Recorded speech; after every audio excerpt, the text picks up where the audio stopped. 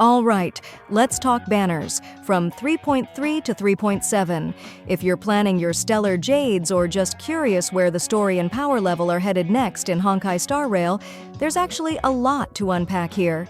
Phainon, who might be the next big hypercarry, the Fate collab, new forms for March 7th, and Dan Heng, and Cyrene's god tier potential. This stretch is stacked. If you want to save up to 23% on the Castoris banner, visit lootbar.gg. Here, I can buy 3,280 Oneiric shards for $40, while it costs $50 in-game. I just enter my UID and select a server. Since every top-up goes through the in-game channel, I received double the Oneiric shards for my first purchase and saved $10. And this discount also applies to PlayStation 5 and Xbox. Besides Honkai, you can also top up in Genshin, and Lootbar has over 50,000 satisfied users. I regularly use Lootbar for my giveaways, so I can personally recommend it. Use my link in the description for an additional 8% discount. Let's start from the top, with version 3.3. In the first half, we've got Hyacine and Herta. Hyacine is a 5-star Wind Remembrance character who heals passively through her Summon Ica. What makes her stand out is that she doesn't burn skill points. Ica auto-heals when allies drop low and also deals wind damage based on how much healing's been done. She scales off speed and max HP, dispels debuffs, and buffs your whole team's max HP with her ultimate. She's perfect for SP-tight comps or for characters like Castoris who sacrifice HP. Then you've got Herta, 5-star Ice Erudition. Her whole thing is ramping up interpretation stacks as your team attacks, then cashing them in for AoE damage. She's not flashy up front, but shines in long fights with lots of enemies. Surprisingly, the two pair well. Hyacine keeps Herta safe, while Ica helps generate stacks, and both thrive in longer content like Memory of Chaos. Second phase is Cypher and Aglaia. Cypher is a 5-star Quantum Nihility unit. She marks one enemy, records all the non-true damage they take, then detonates it as true damage with her ultimate. This bypasses defense and resistances, great for tanky bosses. She pairs especially well with multi-hit units or follow-up attackers.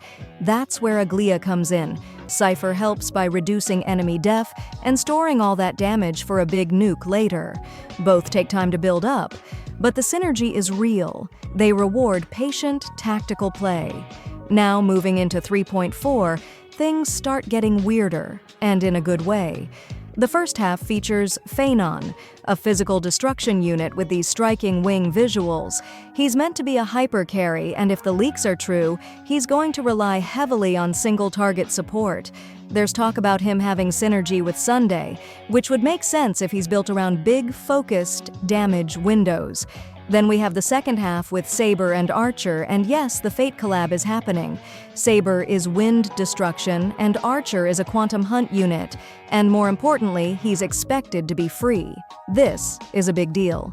A free 5-star hunt character could be a game changer for new accounts, especially in MoC where fast single-target deletion is still king. Hunt units have always been strong investments, and the fact that Archer comes for free, that's practically begging you to build a comp around him. There's also a strong possibility that Sunday reruns in this version, especially if Phainon turns out to be one of those units that needs specific buffs to shine. We've seen Hoyoverse time reruns around synergy before, so if Sunday boosts single-target output or has traits that amplify Phainon's window, it's a good time to bring him back. Now, version 3.5 is where things get a little experimental. We're looking at two new characters, Hysalins and Saridra, and both come with a lot of speculation. Let's start with Hysalins. She's expected to be a 5-star Nihility character, and while her element is still unclear, all signs point to her being involved in the DOT meta. But here's the thing. It's unclear if she synergizes with Kafka, Black Swan, or even Sampo. Some leaks say she's a pure DOT enabler with a new twist. Others think she might play more like a disruptor, introducing mechanics that don't quite fit into the existing DOT ecosystem. And then we've got Saridra. She's tied to the Chrysos heirs and the Amphorius story, and based on everything we've seen, she's looking like a single-target buffer. She's expected to be Remembrance Path, potentially Ice, and her kit is rumored to elevate hypercarries like Phainon.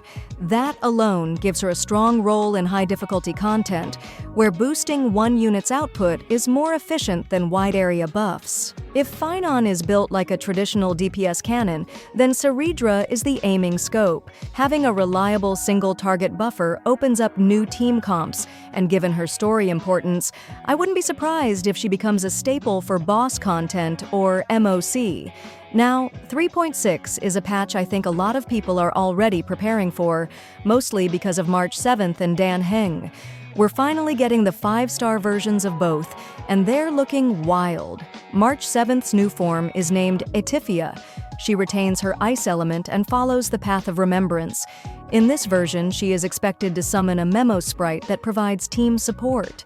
While the exact details of her abilities are not confirmed, the memo sprite is said to assist the team through some combination of buffs, healing, or damage. Her name, Etifia, is possibly derived from Greek and may relate to the concept of unconditional love or sacrificial love, which could tie into her narrative theme.